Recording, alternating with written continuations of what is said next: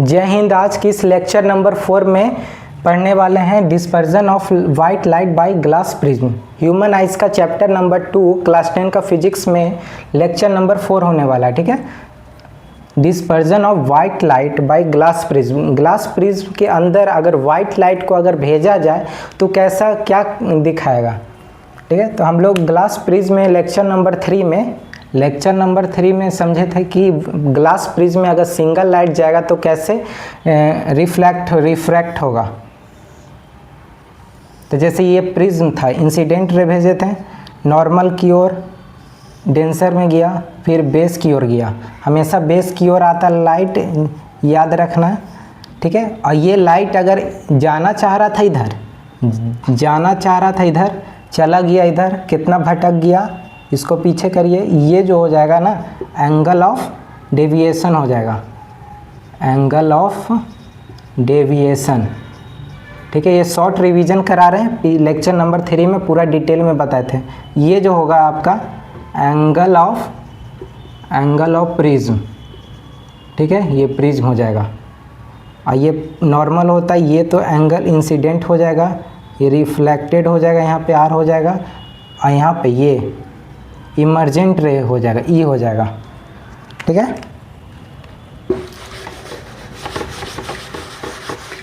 मतलब कुल मिला के आज हम समझने वाले डिस्पर्जन ऑफ लाइट के बारे में। Dispersion of white light by glass prism. Glass prism में अगर वाइट लाइट भेजा जाए, तो ग्लास प्रिज्म में अगर वाइट लाइट भेजा जाए तो क्या दिखाएगा। मतलब तो ये डिफिनेशन है शॉर्ट सा कि dispersion of light is the splitting of white light. White light को तोड़ देता है, मतलब स्प्लिट कर देता है into 7 colour when it's passes through a glass prism. Glass prism में अगर, जैसे ग्लास प्रिज्म में अगर हम वाइट लाइट को भेजते हैं प्रिज्म के अंदर, तो ये कर देता है, तोड़ देता है कितना, 7 कलर्स में। और जो 7 कलर है वही कलर रेनबो में होता है, ये रेनबो वाला भी बताएंगे हम। ठीक है, 7 कलर में ये तोड़ देता है। ये कैसे तोड़ता है, ग्लास प्रिज्म के हेल्प से डिस्पर्ज हो जाता है। तो मतलब कि कुल मिला के ये याद रखिए कि वाइट लाइट में 7 कलर होता है, और 7 कलर, जो 7 कलर हम बताएंगे उस 7 कलर को मिलाकर वाइट लाइट बनाया जा सकता है। ठीक है, 7 कलर को मिलाकर वाइट लाइट बनाया जा सकता है। और वाइट लाइट मतलब सन से जो आ रहा है वो वाइट लाइट के बारे में बहुत बात कर रहे हैं। वाइट लाइट से हम 7 कलर बना सकते हैं। कैसे, ग्लास प्रिज्म के हेल्प से। ठीक है, तो ये आपका हो जाएगा, आपका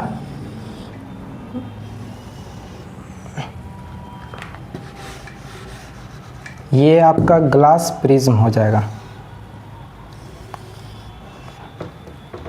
ठीक है,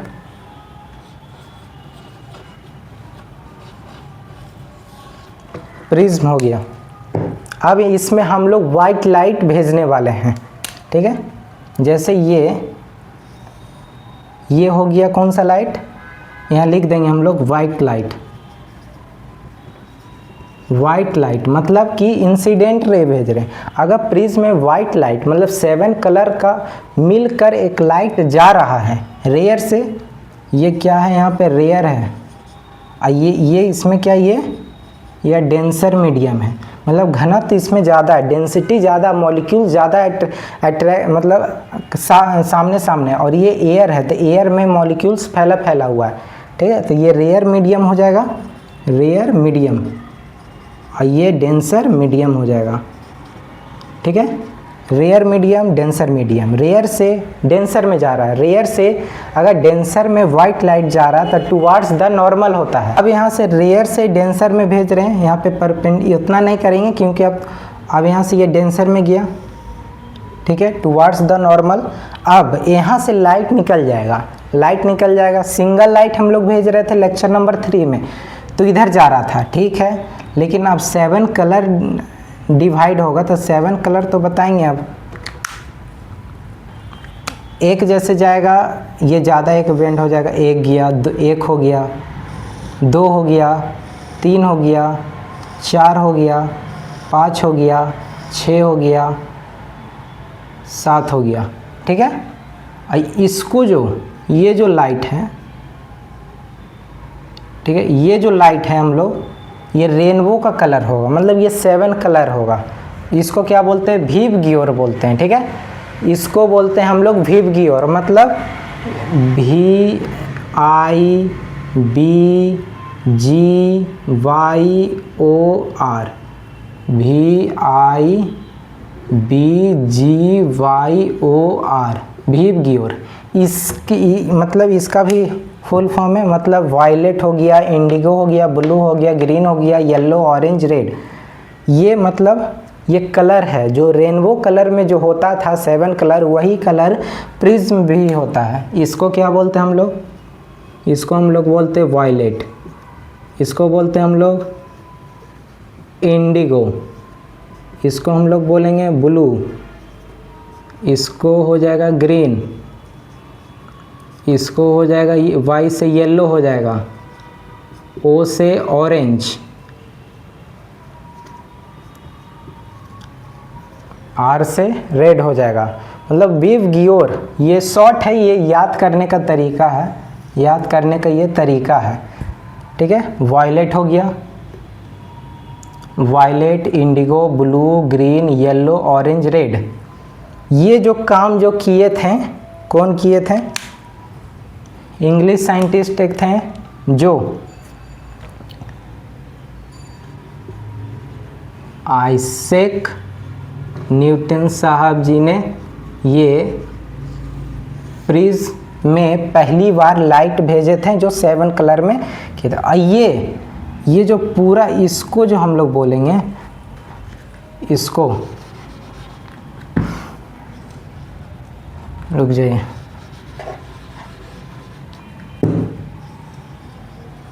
इसको जो 7 कलर को जो मिलाकर जैसे हम लोग बोलेंगे, जो स्क्रीन पर ये जो बन रहा है ना, इसको हम लोग बोलेंगे क्या?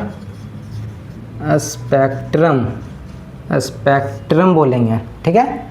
जिस पे ये चीज़ जो बन रही है पूरा मिलाकर जो स्क्रीन पे जो बन रहा है 7 कलर, उसको बोले। ये पूरा प्रोसेस को जो प्रिज्म में जो ये हो रहा है, वाइट लाइट जा रहा है 7 कलर में डिवाइड हो रहा है, उस प्रोसेस को पूरा बोलते हैं dispersion of white light. Dispersion of light भी बोल सकते हैं, डिस्पर्जन ऑफ वाइट लाइट भी बोल सकते हैं, और डिस्पर्जन भी बोल सकते हैं। मतलब ये पूरा डिस्पर्ज हो रहा है, क्या हो रहा है? प्रिज्म के अंदर हो रहा है, ठीक है। ये आइजैक न्यूटन जो इंग्लिश फेमस जो साइंटिस्ट हैं, ये पहली बार किए थे ये वाला काम। प्रिज्म के अंदर, ग्लास प्रिज्म के अंदर वाइट लाइट भेजे थे तो ऐसा दिखा था, तभी से हम लोग जान रहे कि ऐसा होता है, ठीक है। पहला काम किए थे? पहला काम न्यूटन ने लाइट के बारे में, लाइट मतलब यही प्रिज्म के बारे में। दूसरा जो हो गया आपका ग्रेविटी का जो फार्मूला जो दिए थे, F = m1 m2/r²। F = मतलब g m1 m2/r² जो दिए थे। थर्ड जो दिए थे लॉ ऑफ मोशन के बारे में, first law, second law, third law, जो 9th क्लास में ये सब टॉपिक है, ठीक है। कुल मिला के इतना बात होता है। न्यूटन साइंटिस्ट जो थे, लाइट, ग्रेविटी और लॉ ऑफ मोशन के बारे में था। अगर प्रिज्म को पहली बार ये process dispersion of light by glass prism किए थे, जिसमें वाइट लाइट भेजे थे, 7 कलर में डिवाइड हुआ था कलर जो रेनबो में जो होता है, और ये पूरा को स्पेक्ट्रम बोलते हैं। अब इसके बाद जो था, एक और बात है कि अगर वैक्यूम में करेंगे काम,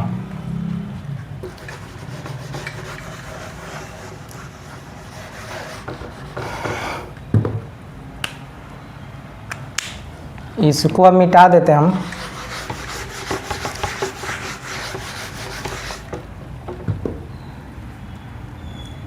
एक था कि वैक्यूम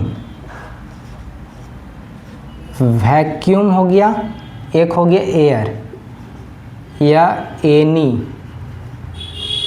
मीडियम। एनी मीडियम, ठीक है। जैसे ये प्रिज्म है,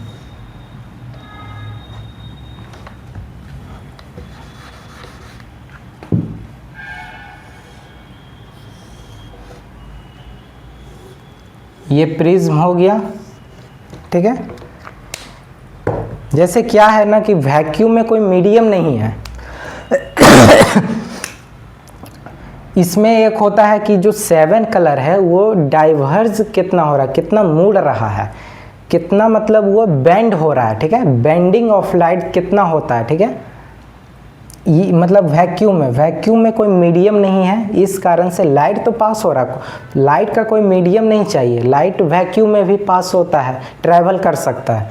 तो अगर ये वैक्यूम में है, ये अगर ये ऐसे गया, डेंसर में गया, ये सब 7 कलर इसी में गया, सब एक ही वेवलेंथ के साथ गया, एक ही स्पीड में गया, नो डेविएशन हुआ। डेविएशन हुआ तो सबका सेम हुआ, ठीक है।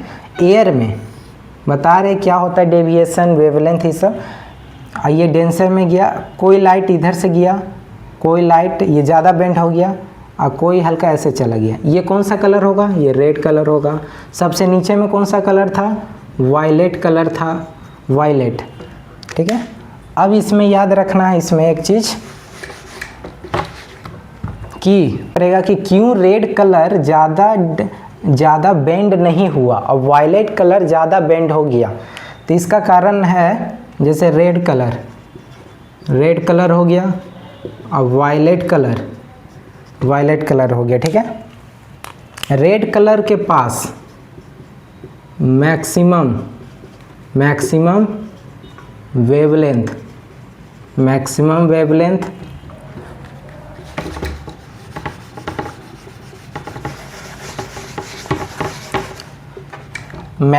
वेवलेंथ था और वायलेट के पास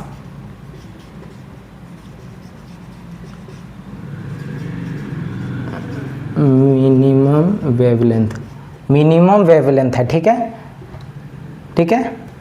ये रेड कलर के पास जो था, रेड कलर के पास, जैसे रेड कलर के पास मैक्सिमम वेवलेंथ था, स्पीड तो ज़्यादा ही है, फास्टेस्ट स्पीड और लेस बेंड, ठीक है, लेस बेंड। और इसके पास लोएस्ट स्पीड, तो मोर बेंड। ये पूरा कहानी है रेड और वायलेट। बीच वाला कलर नहीं ले रहे, काहे कि उसका उतना काम नहीं है। लास्ट वाला सबसे कम और सबसे ज़्यादा का बात किया जाता है। रेड कलर के पास मैक्सिमम वेवलेंथ है, स्पीड ज़्यादा, मतलब वेवलेंथ अभी इसमें कुल मिला के ये समझिए कि रेड कलर एक ऐसा कलर है जिसका पहुंच ज़्यादा है। पहुंच अगर ज़्यादा रहेगा तो स्पीड भी ज़्यादा रहेगा, डाइवर्स नहीं करेगा। डाइवर्स मतलब कि अगर रास्ता में अगर आ रहा रेड कलर तो उतना बेंड नहीं होगा, एकदम सीधा जाएगा। इस कारण से जो ट्रैफिक जो लाइट होता है रेड कलर का होता है, क्योंकि दूर से दिख जाता है। और ठंडा में भी स्मोक जैसे रहता है, फॉग रहता है, तो फॉग में भी दिख जाता है रेड कलर। और दूसरा कलर रहेगा तो नहीं दिखेगा, क्योंकि वेवलेंथ कम रहेगा उसका। रेड कलर के पास मैक्सिमम वेवलेंथ है, स्पीड ज़्यादा है, लेस बेंड होगा। बेंड मतलब कि मुड़ेगा, बेंड छितराएगा उतना नहीं, इस कारण से वो सीधा निकल जाएगा रेड कलर। मैक्सिमम वेवलेंथ मतलब पहुंच ज़्यादा दूर रहेगा, ज़्यादा दूर तक वो दिख जाएगा, दूर से भी रेड कलर दिख जाता है, ठीक है। और वायलेट कलर जो रहेगा मिनिमम वेवलेंथ, लोएस्ट स्पीड, मोर बेंड। इसका वेवलेंथ छोटा रहेगा, मतलब पहुंच ज़्यादा दूर तक नहीं है, ज़्यादा दूर तक वो नहीं जाएगा वायलेट कलर, बीच ही में इधर से उधर छितरा जाएगा। और लोएस्ट स्पीड कम रहेगा तो इधर उधर डाइवर्स तो होगा ही।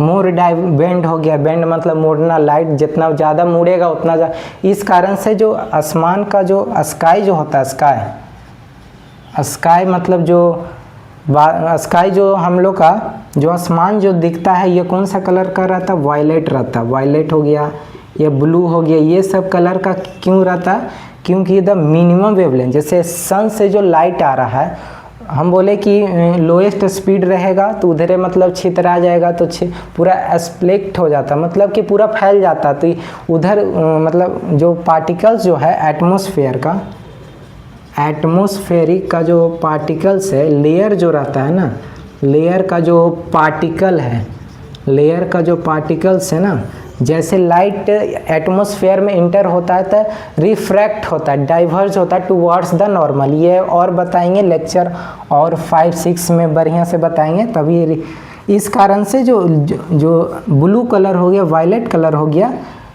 छितरा ज़्यादा जाता, जल्दी हो जाता, स्पीड कम रहता है, इस कारण से बादल नीला दिखता है, ठीक है।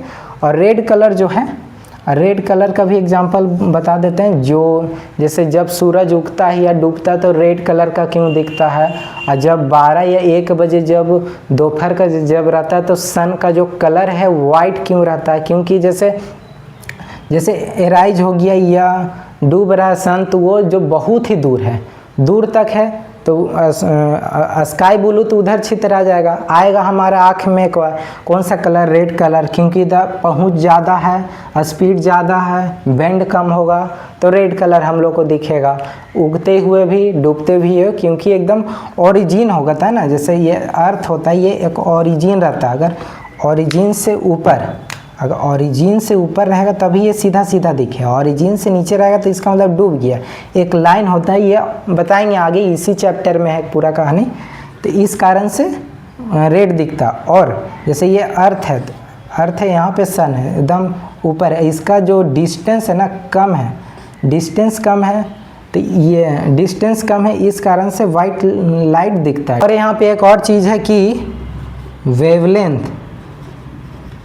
Wavelength directly proportional to velocity और इन्वर्सली प्रोपोर्शनल टू डेविएशन, ठीक है।